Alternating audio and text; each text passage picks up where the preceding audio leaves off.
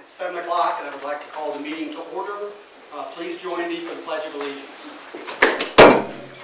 I pledge allegiance to the flag of the United States of America and to the republic for which it stands, one nation, under God, indivisible, with liberty and justice for all. Martha, would you please call roll? Davis. Here. Flora. Here. Inman. Here. Crane. Here. Quinn. Here. Rothrock. Here. Schlosmacher. Here. Thomas. Here. Thank you. All right. Before we get started this evening, I'd like to welcome all those who decided to attend this evening. There will be various times during the agenda for input from the public, if you so wish. If you have something that's related to a specific agenda item, please wait for that agenda item and raise your hand to be recognized. If you have something that's not related to an agenda item, we do have a place on our agenda. It's item 5. It's public comments, where you can bring up anything. You can come forward and bring up anything that you'd like to address. Public hearing. Tonight we do have a public hearing on the proposed Roeland Court Townhomes Community Improvement District. Ms. Smith, will you please provide us with information on the item, please? Yes, thank you, Mayor. We set the date for the public hearing on the creation of the Roeland Court Townhomes Association Community Improvement District, or CID, for this evening's council meeting. That is a statutorily required step in the creation of a community improvement district.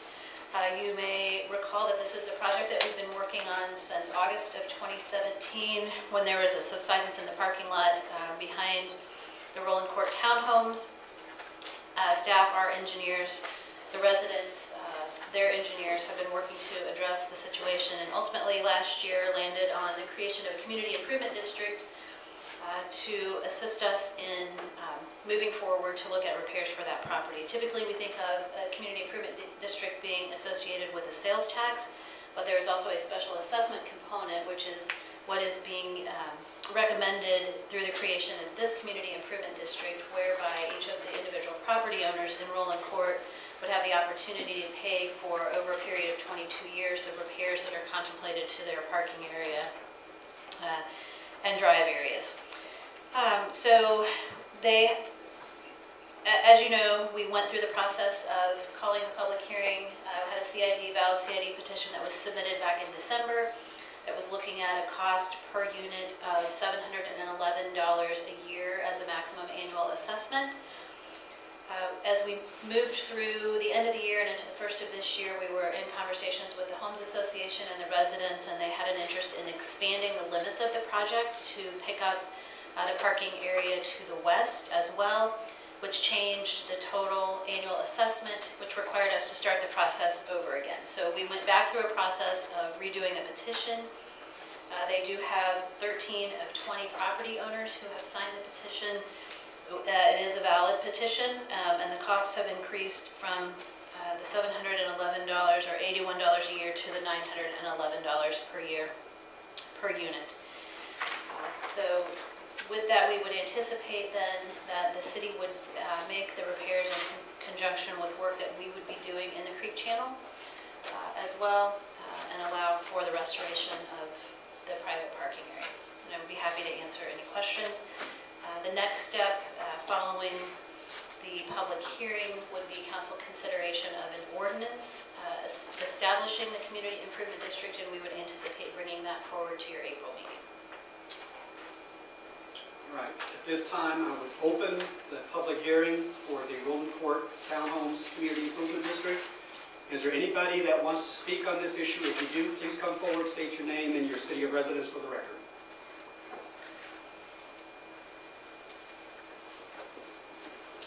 Hello, everybody. My name is Sheldon Butchell. I'm one of the owners of one of the units of Roeland Court Homes Association. I'm also the president of our HOA. I do want to express my thanks and gratitude for letting us come back and make a few adjustments to our proposal, and I'm excited to move forward with something. So it's been a very long, drawn-out process for us, and we're excited to move forward. So just wanted to say thank you, and anybody has any questions for me, I'm more than happy to answer them. So, I will sign And all the work you do. I will sign this thing too. Is there anybody else? All right, seeing none, we will close the public hearing. The next step will be this issue will be taken up at the April 3rd Finance and Administration Committee meeting. And if it makes out of that committee, it would go to the April 17th City Council. Special presentations, we do not have any this evening, nor do we have issuance of any notes and bonds this evening. So we're on item number 4, consent agenda. Our consent agenda has 11 items on it this evening. Our council committees, they met on March 6th and fully discussed each of these items. Some of these items landed on the consent agenda and some landed on the regular agenda. If a council member or a member of the public would like something removed from the consent agenda, now would be the time to make that request. Hearing none, I would entertain a motion to approve. Mayor, I move the City Council adopt the consent agenda as printed, items 4A through 4K. Second. We have a motion and a second. Any discussion? Hearing none, please call for the vote. Davis, Aye. Schlesmacher, Aye. Flora, Aye. Thomas, Aye. Inman, Aye. Crane, Aye. Rothrock, Aye. Quinn. Aye. Motion carries. All right, moving on to item 5, public comments. Is there any member of the public that wishes to address the council at this time? Seeing none, we'll move on to item 6, action items. We do not have any action items from our planning commission this evening, so item 7 is committee reports. First up would be councilmember Schlesmacher for the Finance and Administration Committee. Thank you, Mr. Mayor. The Finance and Administration Committee met on March 6th and discussed 6 items, including approval of the meeting minutes. All items were considered on tonight's consent agenda. As part of the department updates during the meeting, the committee also discussed changing the time for our upcoming work session from 7 p.m. to 6:30 p.m. And that item will be considered tonight under new business. As of this point, there's nothing else to report. Thank you. Councilmember Inman for the Community Development Committee. Thank you, Mr. Mayor. The Community Development Committee also met on February 6th and discussed 11 items. These included approval of the committee minutes, updates on 51st Street and Lamar signal repairs, Broadmoor project right-of-way easement acquisition, and the Hodges planners. 5 of the items discussed at the committee meeting were approved on tonight's consent agenda, and we have 2 additional items for consideration. The first item is the Public Works equipment purchases.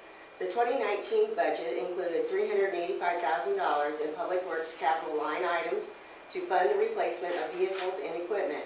Quotes were solicited for each of the items scheduled for replacement in 2019 and include 1 2019 Kenworth T470 dump truck, 1 Ford F450 1.5-ton truck with extended cab, 1 Ford F450 1.5-ton truck with crew cab, 2 electronic message boards, 1 Billy Goat leaf vacuum. These purchases will result in a savings of approximately $31,311.50 over what was budgeted for 2019. These savings and the proceeds from the sale of the surplus vehicles and equipment will be transferred to the Equipment Replacement Fund.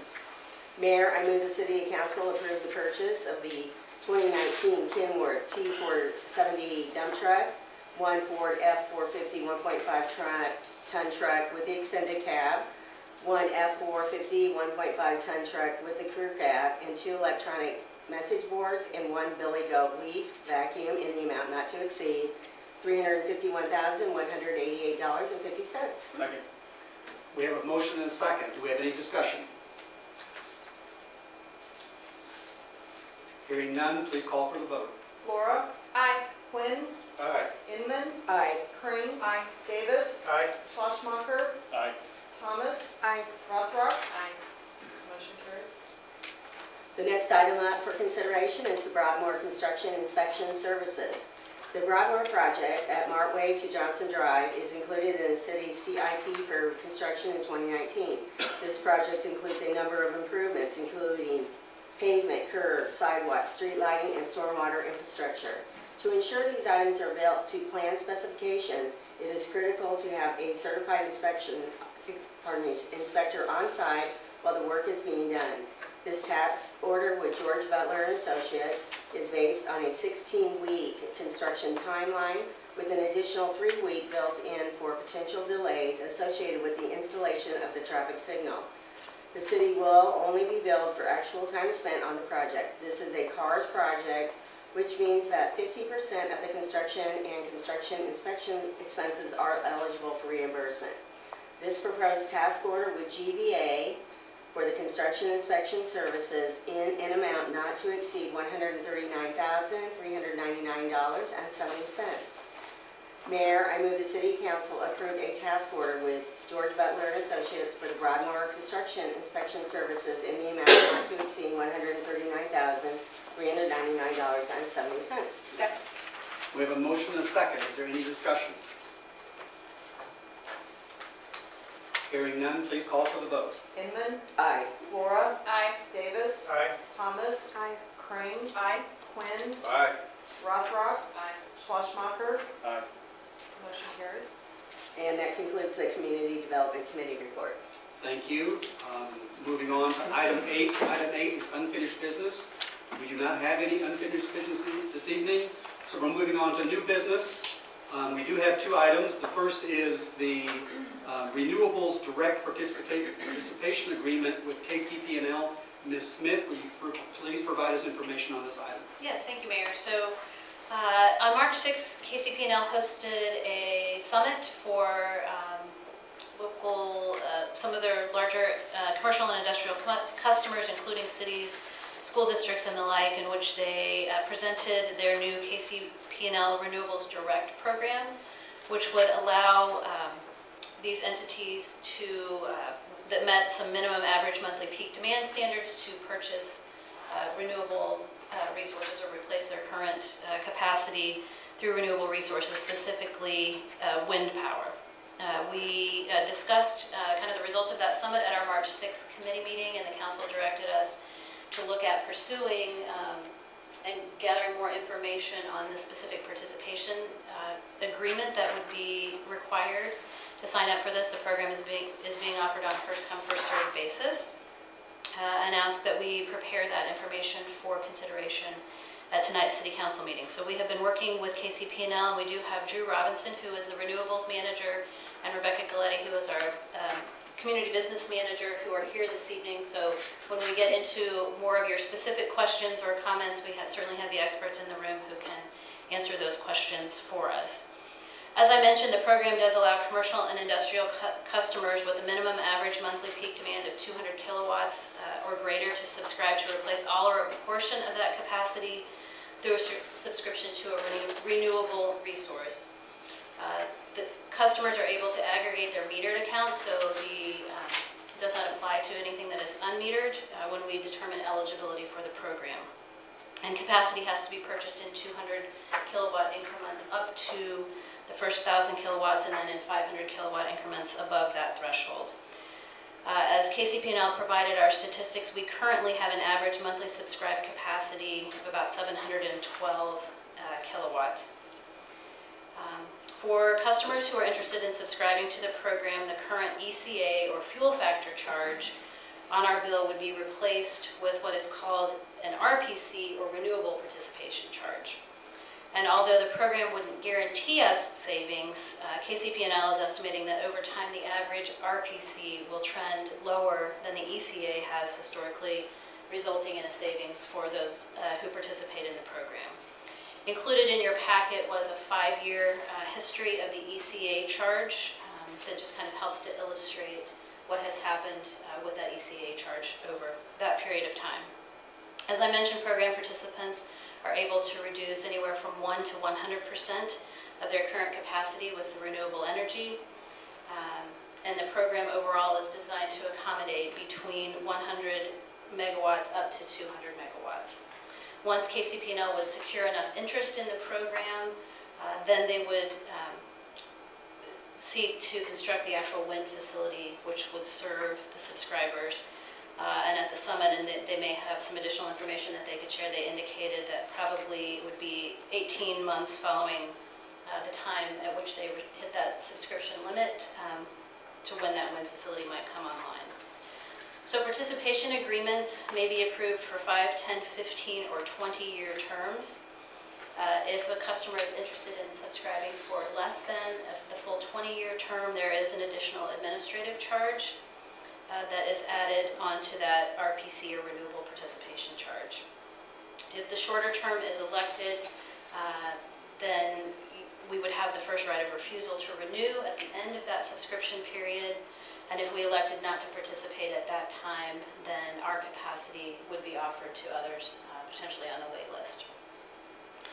So as we looked at the program and how best to structure the program, KCP&L has indicated that their customers are allowed to either round up or round down to fit a corresponding 200 kilowatt increment. So in our case, we could round up to 800 or down to 600 kilowatts. The initial packet that was put out on Friday, and based on some of my preliminary conversations with KCP&L, we had recommended rounding down to the 600 kilowatts, and that was based on the fact that we have talked about our desire to pursue energy audits for one or all of our facilities. In theory, an energy audit and anything we might implement as a result of that would reduce our current capacity and looking at bringing that down. In conversations that we've had this week, I think, and I would ask maybe Drew to elaborate on that a little bit, I don't think there's necessarily a risk for us to look at going to that 800 kilowatt capacity. And so that's something we may want to consider. I think the numbers that were originally included in your packet looked at that 600 kilowatt capacity. I sent out some information earlier this afternoon, and if we can pull that up on the screen, we can kind of run over the difference in terms of estimated savings for those. When we looked at the 600 kilowatts of capacity, our estimated, that's actually, They're labeled separate. oh, sorry. I may have picked the wrong, had a whole series of cost calculators in there. So if we look at our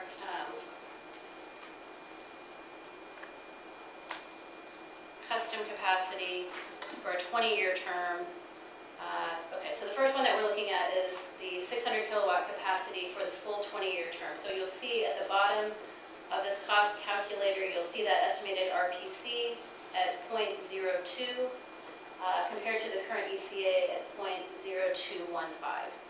So if we were to elect the full term, we would not have that administrative charge, so the RPC charge would be that 0.02. Based on our current usage, KCP&L has estimated an annual savings of about $3,311.28, or about 1.18% of our total bill and what we spend with KCP&L on our metered accounts currently. If we were to look, and that's for replacing 100% of that capacity, if we were to look at a shorter term, the second chart, keep going. Okay. It's correct in the packet, and I didn't send you the right one. Can you get the packet? Let's pull the packet up, I'm sorry. We would be looking at, because we would be adding that administrative charge for a term, whether it's 5, 10, or 15-year term, the administrative charge would remain the same. And so the EPC increases from 0.02 to 0.0203, and that reduces the estimated annual savings from that $3,300 to about $2,650 a year, or just shy of about 1% of that overall bill. If we look at a cost comparison at the 600 kilowatt capacity, let's go, yeah, next one. Yep. Then on the 20-year agreement, if you look at that $3,300 over a 20-year period, we are estimating the potential savings to be about $66,225. If you look at the next series and what might be left on the table if we were to elect a shorter term subscription, the potential additional savings by electing a shorter year term, we would in effect be leaving $13,245 on the table over that 20-year period of time. So not a tremendous amount, but there would be some savings that could be left behind. That does not include the termination fee, which I will ask KCP&L to sort of address in a little more detail. When we look at, we also then ask them earlier this week to run that 800 kilowatt capacity for us. If we look at that for the full 20-year term, our estimated annual savings increases from that 3,300 to about 4,400. Or 1.58%. If we look at a shorter term with the administrative fee added in, we're looking at a savings of about $3,500 annually versus the $2,650. And again, when we look at the comparison, 20 years or a shorter term, we would be, the potential difference in savings by electing a shorter term would be about $17,660.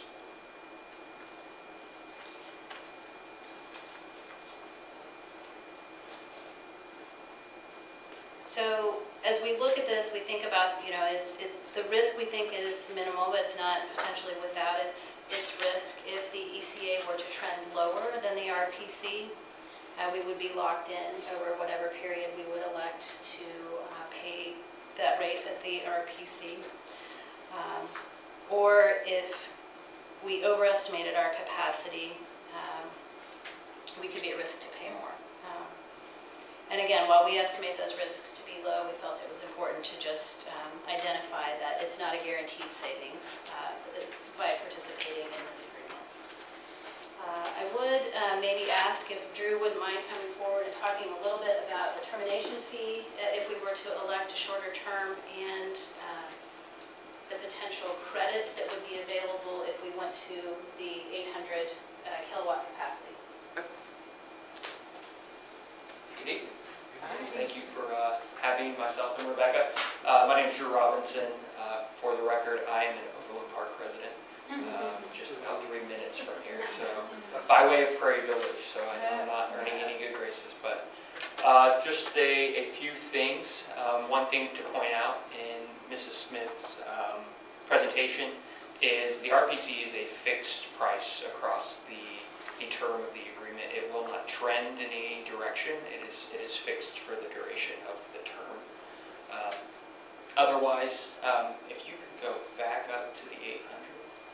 This is great because I meant to bring this and I forgot it. So Is it the one that you that's fine. So termination costs. So there are terms that are outlined in the KCP&L tariff that is a part of this packet that has been provided. In particular, where I think termination comes into play is if that RPC value does end up being higher than the ECA. So you're paying more for the wind than you would have otherwise been paying for the mixed generation that KCP&L provides today. In that case, we would look at the historical 12 months at that point in time. So we look back, 1 year to date, and we would look at how much generation, wind generation your share has been generating. We would multiply it by the RPC, and then we would multiply that out by the remaining term. So in this case, let's say, for instance, the City of Mission takes a 5-year contract, and at the end of year 3, you decide you want out, and you want out with a one-time payment. A way to calculate a rough ballpark of what that one-time payment would be is to look at this renewables direct fuel cost. And if you trend all the way to the right, where it says $59,000, just under $60,000, you would multiply that by the remainder of time. So that's an annual figure. So if we're looking at somewhere between, if we're looking at just a flat 2 years, you multiply by 2. If it's 13 months or 15 months, whatever that might be, we would, it'd be a decimal multiplier. But that would be the way to get out. Otherwise, we would just continue to bill until the term ran out. And at that point, I'd assume you would not elect to come back in, assuming the price is the reason you would like out. Otherwise, you would continue to be getting the sustainability attributes, the renewable credits, energy credits that are provided by this. Essentially, those are the proof that the city's gone green.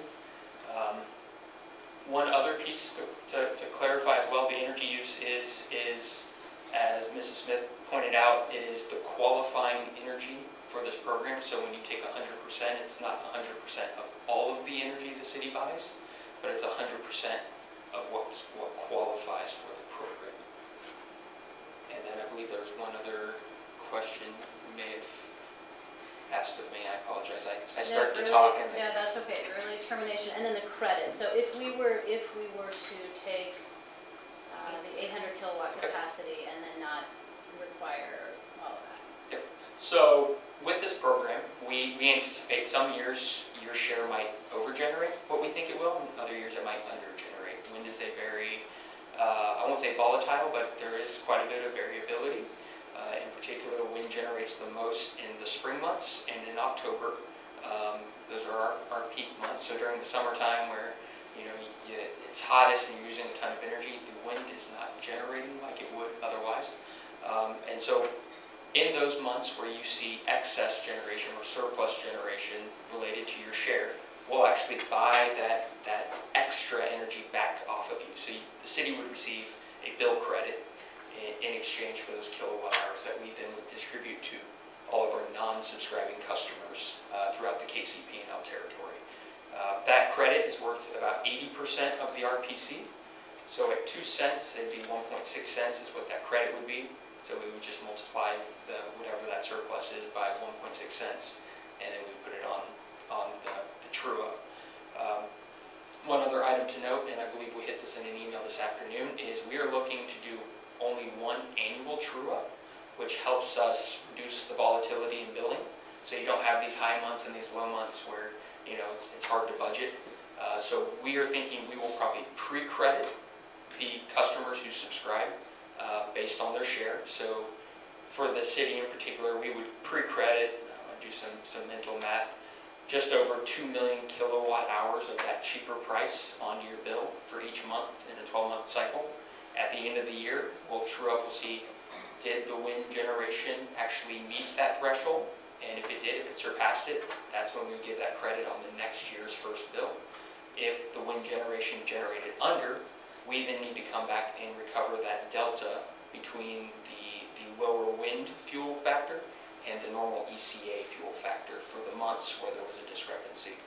So we'll either give you a check or we'll ask for a little more back to cover our fuel costs. Yes, ma'am. I have a question about a 5-year term versus 20. Do you have any agreements where you have a contingency in place for enhanced technology? What if technology changes in 10 years? How are you dealing with that in agreement? So our agreement is based upon the other agreement, the other side of this deal, which is what we signed with a wind developer. So we are locking into a 20-year or 25-year commitment with a wind developer at a fixed price for the asset, including all of the costs to deliver energy. So as a result of customers coming together with their aggregated interest, we are essentially stuck with that original contract with the developer. Who is the developer? We don't know yet. So until we have interest, we do have a short list of wind projects we like. They're shovel-ready projects. All of them right now are in the state of Kansas. The closest one I think is within 100 miles. I'd have to double check. It's going to be within air, a degree of air. But so if the developer were to choose to bring additional technology or implement more technology as part of that contract between us and the developer, we would welcome it. I would anticipate that would be a material change to our contract between KCP&L and the developer, which then means there could be a material change that would need to be implemented as part of the Renewables Direct program. So I would anticipate not expecting any changes regardless of the 5 or the 20-year term that you would elect. Kind of along those same lines, without the development plans or financing secured for the project, is there any potential for the cost to rise above the 2 cents mark that has been planned for? So what you're probably alluding to is the price currently in the contract is a not to exceed price at 2 cents. So in the event that we procure the wind farm, where we go back out and refine those bids for wind projects, and that kilowatt hour price comes back above 2 cents, we will notify all subscribers who signed up and said, hey, we're the group that is helping you go out and do this, and we would say, prices came in higher than expected. Would you like out of your contract? And we will give everyone the opportunity to get out. That affords us also an ability to get out with the developer. If it's not a good price, we don't want a part of it either. Because if we take high price energy, then the non-subscribers, so our general rate base, myself as a customer, that could impact costs to all of our retail customers, not just those who subscribe. So we would come back. Some customers may be indifferent because they're seeing it as a green product and being sustainable. Others who like the green aspect but also like the budget savings might walk at that point in time. Yeah, I had two questions. One is, you were talking about the true up and how we could get a credit or end up having to pay more. Would it be possible with that true up if there's under generation for the effective rate to exceed that 2 cents a kilowatt? For the RPC? Yeah, because you're having to pay that true up cost if it's under generated, could that lead to, in effect, a higher rate? I mean, it would be a separate payment, but... So the highest rate you would pay is the rate you pay today by not subscribing. That's kind of the benchmark. You're just subject to that fuel fluctuation. And for Kansas customers right now, we're in the early months of a 5-year rate freeze, energy price rate freeze. So in the event that we have to recover that fuel component is fluctuating every month in Kansas. And I believe the information was provided so you can kind of see what it does. Some months it might be below, some months it might be above. And so when we do true up for that under generation, we'll look back at the months where that under generation was happening, and we would bill at that, or we would cover the delta between the RPC and the fuel, the ECA in that month. That makes sense. So we give you the ability the full year to cover your usage, and so we're not coming back in and out of months. And the ECA is kind of capped. Yeah. Okay, and then my second question was, Laura was presenting that, if we do less than the 20 years, it's leaving about $13,000 on the table. I was wondering if you guys had run the number at how much the ECA would have to decrease below the RPC to equate to that $13,000.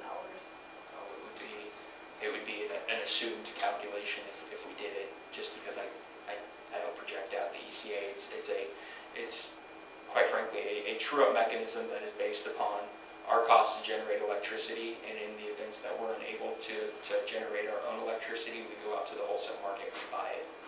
So some months it might be really cheap to go buy electricity when we can't generate it ourselves, and other months it might be really expensive. And it's hard to predict what that might look like. And by looking at that ECA volatility, you can kind of see, it's all over the place.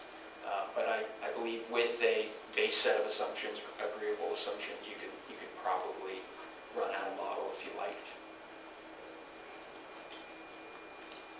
But I think, and the one piece that I didn't mention was, so if we were to elect the 800 kilowatt capacity and then we were consistently consuming less than that the KCP&L reserves the right to take that excess capacity and reassign it potentially to another customer. So it would not necessarily be guaranteed to us. Is that correct? My understanding? So we would not do that blindly.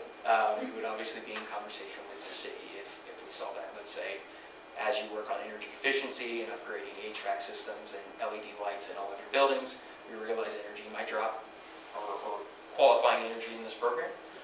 So we would appreciate, heads up, hey, we're using less. We're also going to be monitoring it as well. And then we would just have that mutual conversation as, hey, we're going to drop you from an 800 to a 600. By the way, so-and-so is on the wait list, and we're going to give them that capacity. So by you helping us resize yourselves, we've been able to get somebody else into this program too, and kind of spreading the benefit out a little bit. Other than Carnegie, who else is on board with this? You would be number 2 if you voted on it tonight. I'm sorry. But technically, I do not have a signed contract yet. So I don't know how quick a pin can be. I'm just teasing. So we do have a lot of interest. Johnson County, Miami County. Just to look at our West Star territory, we had this exact same product in the West Star territory as well. It was 22 customers, and we only had 2 municipalities get in on that program. So there was a lot of interest, and it's kind of once the pin drops, the customers started flowing in. So various backgrounds, various industries, sizes, but we saw some early success with West Star. Prairie Village has a 400. Yes, Is that 20 years? 20 years. What was the rationale for them doing the lower rate, or is that rounding down or rounding up? So their 400 was based on their qualifying energy, because they don't have a community center and some of the other structures, larger energy structures that the city of Mission has. Their qualifying usage was just lower. So their 400 was actually over. It was the high side of the rounding, and then they took the 20-year. So, and just a little bit more about that price discrepancy on that 20-year is because we are signing a 20-year agreement with that wind developer as a utility. We appreciate the fact there are customers who are willing to partner with us for that term. And at the same time, there's also cost savings to us as a company because at year 5 and 10 and 15, my team doesn't have to go back out and find more customers to fill the void that otherwise would have been left. Currently, the streetlights are not ours, right? They are. The streetlights are ours, but they are not metered, and so they are not eligible to be included in this program. So overall, we spend about $690,000 a year annually with KCP&L. So the $279,000 or whatever the $279,000 that they've estimated in these cost calculators obviously just represents a portion of the total bill, but the other accounts are not eligible to be included in the program. Also, if we were to, let's say, redo City Hall within 20 years, how is that then adjusted in terms of the energy usage? If we have a larger building. It could be more energy efficient. Exactly. We think it would be. I mean, that's what's so hard to predict with, with what we've sort of anticipated, either with new facilities or energy audits and modifications to existing facilities. It's sort of just, it's difficult to predict how that capacity might change over the course of the next 20 years. We still have the ability to terminate the agreement, or we don't have the ability to modify the agreement, is that correct? Donate back. Without mutual agreement. Okay. If there is a reason, what I would say a just reason to modify. I mean, it's by no means our intent to burden our customers with a program that is significantly detrimental to your all responsibilities for the city. At the same time, we do have costs we have to cover, so we want to make sure that any changes are agreed to. In the event of a new city hall being renovated or expanded, the city could always request for more subscription if the usage justifies it. So we could, if the capacity is there, we could add to the subscription. At the same time, if there are accounts that maybe are no longer being used, we could pull them out of the program and replace them with a different account. So essentially getting the same benefit, but the specific accounts that are benefiting from the participation are different. Still same net result to the city. Actually, I had a question for Laura. Now, with the new information about the 800 rate, how all of that would work, is it still staff's recommendation to do 600, or? No, I think that from our perspective, we would look at going to the 800. I think the risk there is very low, but I think our recommendation would still be for something less than the full 20-year term. But at the 800. But at the 800 kilowatts. And how do you feel about like maybe a 10-year term instead of 5 years? Something a little bit longer than 5 years, but. I think that's certainly, certainly up to the council. I can get back up here. I won't be on the tape. I think that's certainly up to, the discretion of the council. I mean, if we think about, even if they were to get everybody signed up in, the next 6 months and reach their capacity, if we elected a 5-year term, we're 7 years out from, really being able to look at that. So, add to that at the 10-year term. I think that from our perspective, and obviously we take a very conservative budgetary approach when we bring those recommendations forward, but if you look at that, $17,000 over the course of that 20-year term that would be left on the table, if you will, and you divide that out, I mean, you're looking at, less than $1,000 a year of savings that you might be leaving on the table, compared to the risk of a termination fee that's going to be pretty substantial. I mean, obviously the termination fee was set at a rate to be a deterrent for that.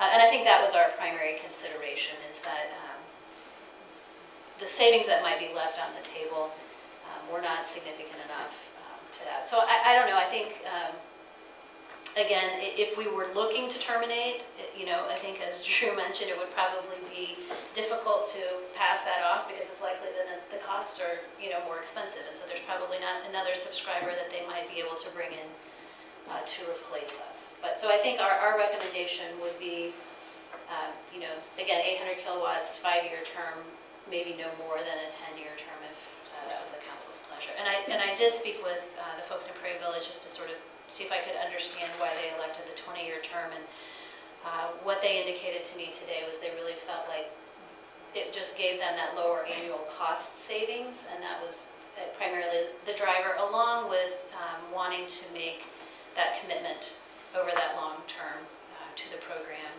and to the sustainable and renewable resource. At the end of the 5 years, then, if we were to choose the 5 years, would we be able to then extend that? Mm-hmm. Yeah. Yes, that's based on availability. So you will always have first right to your share. So 6 months out from the end of 5 years, or 6 months out from the end of 10 years, we'll be circling back to say, would you like to extend the price for another 5 years or 10 years? One thing to keep in mind is if you don't take that 20-year up front, we won't give you the 20-year price break, because you've got to 20 years through 3 or 4 different tranches. It's only up front, and as Laura pointed out, the savings is sometimes just a wash for some customers. But that rate would still be locked in? The rate is locked in for 20 years once that wind farm starts generating. So, and I will say it is a new wind farm, just reinforcing that. That question came up before about additionality and helping us, change the way we operate as a utility. Today as a utility, we're already 30% renewable, so 30% of the electricity coming in this building today is renewable, 50% emission-free or carbon-free. So you're already seeing the benefits of our transition into this space. We're one of the top 5 utilities in the country in terms of a renewable portfolio as well. So this only helps us move the ball forward for not only our region, but the Midwest and the country as a whole. Where are you in comparison with Excel? So Excel's kind of a different beast, but they have a significant solar portfolio. They're not as big in wind as we are, but I'm not quite sure where they're at in terms of wind. As a company, Excel is larger. Excel Energy operates out of Minnesota and Colorado, and they're pretty substantial. So they have the Denver metro area, they have Minneapolis, a good chunk of Colorado, as well as a good chunk of Minnesota. Are there any other questions I can help answer? As something that just came to mind as you were talking about solar, as if we sign up for 5 or 10 years, whatever it is, as we progress, say there's another Evergy renewable product that comes on the line, be it from solar or whatever else, would we be eligible to sign up for other products along the same lines to cover other energy costs that aren't covered by this current option? So we've actually been talking about this a lot, in particular in our municipal space. We realize not covering streetlights has been a point of concern. It's been a point of disagreement almost, and there is some regulatory reasons why we didn't do that, including just trying to keep the program as simple from a billing perspective since it is new. But we have heard, and we are listening. It would depend on how those future programs are structured. We are becoming more flexible in how we do renewables and what programs we allow to interact with each other. Where it gets complicated is when you start crediting customers for multiple programs, and then you get billing complications in our system. But we're finding solutions to those to essentially create more choices, more avenues to participate with us as a utility. You're just not a customer on the end of the line anymore. You're actually having an interaction. But there wouldn't be anything in the contract that said that we couldn't line? No, so the exclusions are in the tariff, and the contract comes back to the tariff. So any future tariffs, if they have exclusions, they tend to get listed there. The renewables direct participation agreement falls back on the tariff as well, because that is the superseding document that is approved by the state commission. So I'm not entirely sure what you could and could not participate in. It would just depend. I have a question. Yes, sir.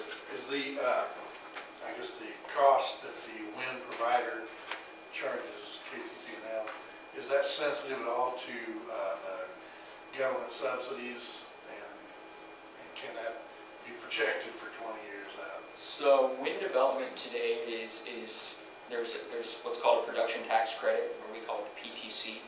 So for every megawatt hour that's generated by a wind developer or wind turbine owner, they get a tax credit, proof that, or to help the industry. Those tax credits start going away next year. So right now we see a scramble to get wind farms built. Developers are looking to start earning money on their investments. They've got land rights, they're shovel ready. The projects we're looking at are all shovel ready, so once we have the interest inside the contract, they can start. I never want to count on subsidies in an industry, so I would bank on the PTCs continuing to fade out, but legislation is passed every year that changes the way subsidies are rolling through different industries. So I can't project out 20 years. All I can say is that the price for this resource will be fixed regardless of how future subsidies change related to wind. It would be, okay. Yeah. That was really good. So it gets baked into the price up front. Okay. And so each wind farm in the future will be priced differently based on the inputs from the marketplace. One other thing around timeline, we kind of hit on the first come, first serve of this program. So while we do have a short list of resources, other utilities can also come in and buy these resources out from under us. So if we do hit that point where we've run out of options and we have to go back out to market, there is a risk where that price would come higher, and ultimately we may never build this wind farm. I'm hopeful that the interest is going to be there. The Westar program took just over 6 weeks to fill once it went live with those 22 customers. So we're 2 weeks and 2 days in, I think. So we've got our first customer, in at least a verbal agreement, first customer. So. What is the rate in the Westar program? It's 1.8 cents. Is there a reason why this one's higher? Yes. What is that reason? So the wind farm that is procured for Westar, and I'm probably gonna bore some of you, so I apologize ahead of time.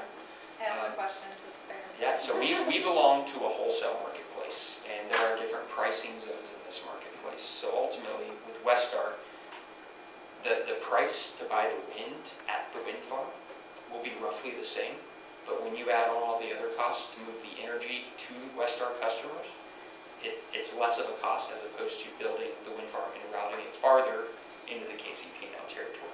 So the price that we propose is reflective of all of those pricing constraints we have to move the energy through the marketplace. So there's less risk, there's less congestion. Think highway, transmission lines out along the countrysides. The more electricity that's getting pumped onto them, the more expensive it gets, and the harder it gets to move, so people pay more. So it's just slightly more expensive for us to move the energy a little farther. So we're hopeful the price will be lower than 2 cents too. It's left to be seen once we shake that out. It's a good question.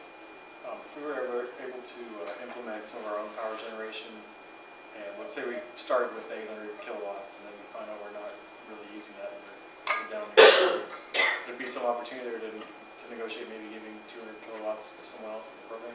So as long as we have interest in that additional capacity, or we as the utility can just absorb it, if it's low-cost energy and it's going to be a benefit to our non-subscribing customers, I think we would entertain those conversations. Are you telling me you're going to be installing generation? I don't know. We're looking at some energy audit stuff, and I think just something. We can help with that too. Who knows what's going to happen in the next 5 to 10 years? I mean, some of that stuff might change drastically and become much more cost-effective too. So. The business building I work in now has solar across its entire roof, so if we're talking about community center upgrades, that sort of thing. Yeah, and let us know how we can help. If the city goes that route, we're happy to help. Yes. Do you want us to place a motion on the table for Yes, discussion? please. Mayor, I move that the city council authorize participating agreement with KCP&L to purchase electric energy from the renewable resource intending to replace 100% of 800 kilowatt hours of our current capacity for a 5-year term. Second. We have a motion and a second. Discussion on the motion. If we have proposed amendments, would now be the time for that as well. I would like to entertain an amendment that we do a 10-year term, and so I understand that we have the option. Do we have a second? Okay, second. A motion and a second. Okay, go ahead. Discussion.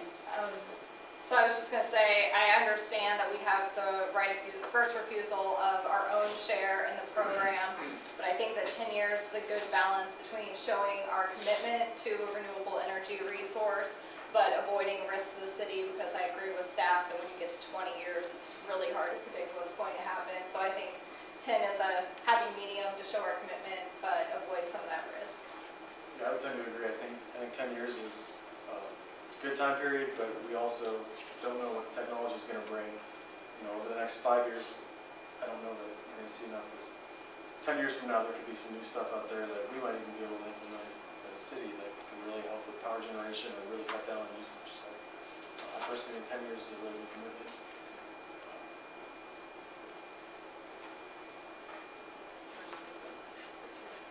Yes. I'd just like to say I agree as well, and honestly, I think it's a safe choice because we have a locked rate, and that is not something we have currently with the ECA. So I'm excited about the 10-year prospect. Although we have no idea, I think the commitment to sustainability as a city would say a lot about what we're trying to do. Getting a sense that there's consensus around that, so I'll accept that as a friendly amendment and withdraw my motion of the 5-year term. Are we ready to procedurally do that? Okay. I think we should vote on the amendment. When we have, excuse me, Yes. point of order, I don't think we ever had a second to the amendment. Right. You Yes, did, we did. RC seconded. That was- Oh, RC, okay. thank you. RC seconded the original. No, Debbie Debbie did. did. So right, on the table now is the amendment. Yes, So right now you're if we're voting done with on- discussion on the Yes. amendment, we can call for a vote. Any discussion on the amendment? Just one quick clarification. I have a wind plan, and I can show you, at least in the last 5 years, Kansas was the number 3 generating wind state in the country. So wind is obviously on our side, so that's a good thing. It's because of city councils.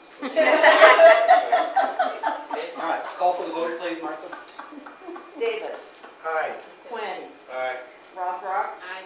Inman. Aye. Laura. Aye. Crane. Aye. Thomas. Aye. Schlossmacher. Aye.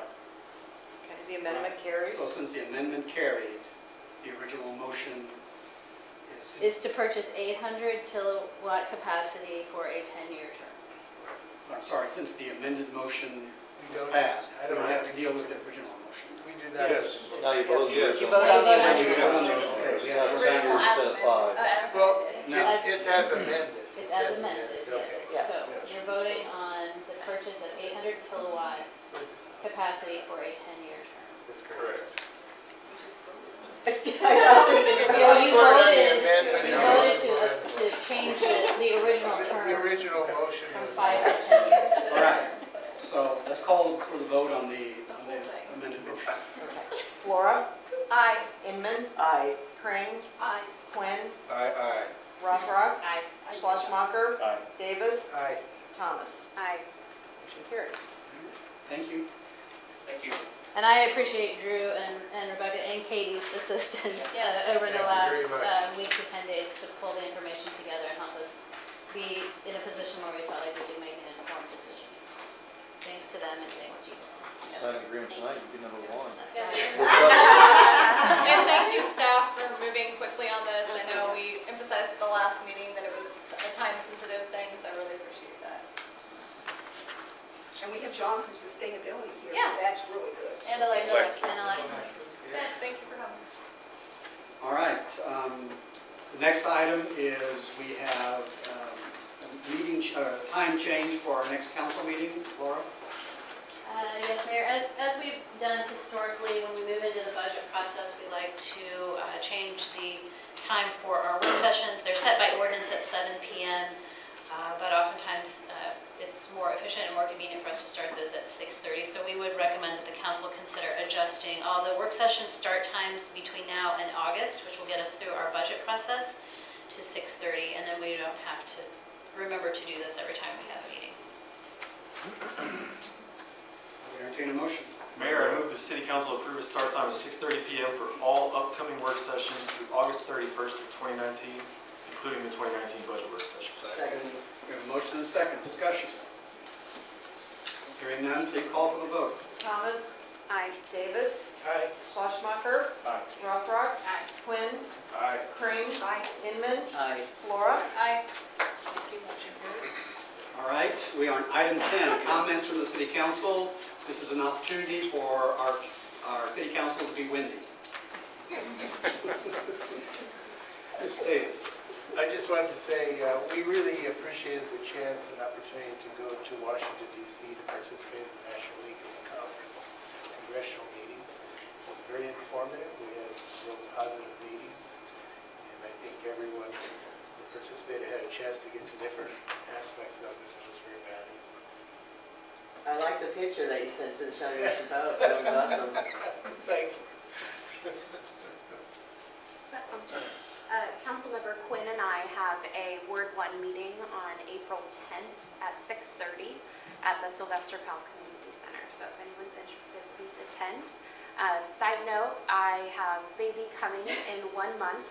I just want to make an announcement if I'm not in attendance for 1 or 2 meetings or committee meetings, that's why. That's all. Yes. I just wanted to also share that Hillary and I have also been active in the Metro KC Climate Action Coalition, which is a new group working across different cities in the metro area, working in connection with some of our state reps to see if we can make concerted efforts on climate together. And we also have other council members who have signed on to signal their support. And if you're interested in getting involved, you can reach out to me. Anything else? All right, seeing none, we'll move on to the mayor's report. Councilmember Crane reminded me to say this, so I'll give her credit, but we had a former resident of Mission, Roeland Lampkin, passed away March 17th. It was a very nice article in the Post. I think all 3 TV stations covered it. Doran was a longtime resident, regular at the community center. He was a Pearl Harbor veteran survivor. He was a major factor in the local survivors chapter for many, many years. I remember the time he approached council and he wanted to rename Martway Pearl Harbor Way. We were able to talk him into Pocket Park. And if you haven't seen the Pocket Park, it's at Martway and Knoll, off of Martway Mall. A great park. There's a piece of memorabilia from the USS Arizona there, which he had to go through the Department of Defense to get permission to get a piece of the Arizona, and you can actually touch it. It's encased in such a way that you could touch the USS Arizona, which I think is pretty cool. So he was a major player. We do a major celebration every December 7th in Mission. I think one of the few celebrations, and we have carried on that tradition. And he was the last survivor of that association. That path, he was 96, and so one of the things I know we talked about was what would happen when all of our survivors had passed on, and it was the wish that we would continue to have that annual remembrance. So I'm a big supporter of that and hope that we never forget the sacrifices people have made. So I just wanted to mention that. City Administrator's report. Thank you, Mayor. And I would just, it's a little out of character, but in light of Dorwin and his contributions throughout the years, would it be appropriate for the city to consider planting a tree in his honor at Pearl Harbor Park? That would be a great idea. So, okay. With that, just a reminder that if you're interested in attending the Arbor Day Poster Award event at Rushton Elementary, it will be this Friday at 2:15 p.m. We will have a council work session next Wednesday, the 27th, that will start at 6:30. We will be discussing the tobacco 21 that the council asked in December to come back at a first quarter work session, as well as our policy for council liaisons to our various commissions and committees. We also have a council retreat scheduled for March 30th from 9 to noon at the community center. I have to give a shout out to the mayor for making a call to Chris Carroll at AT&T, and if you've driven Johnson Drive at Broadmoor this week, they have patched over and plated over the manholes so they are smooth currently, and Brent anticipates that within the next 1 to 2 weeks they will be out to do the permanent repairs on those and get those taken care of. So Good job, Brett. we appreciate that. I appreciate that. And that's all I have this evening. All right, thank you. Item 13, executive session. I would entertain a motion. Mayor, I move that the city council recess to executive session under the consultation with an attorney exception to discuss a contractual matter, KSA 75-4319B2. Also attending will be the city administrator, Laura Smith, city attorney, Dave Martin, and the open meeting will resume in council chambers at about 8:10. We have a motion, do we have a second? Second. We have a motion and a second. All in favor, say aye. Aye. Aye.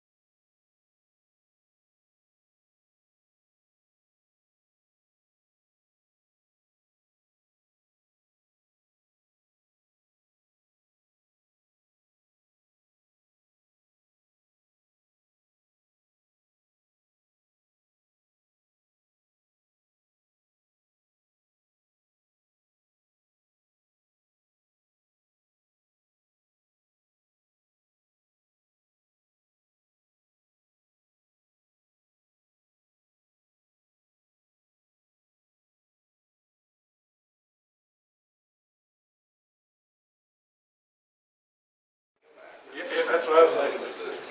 Hirsch would go. Still alive? Way past.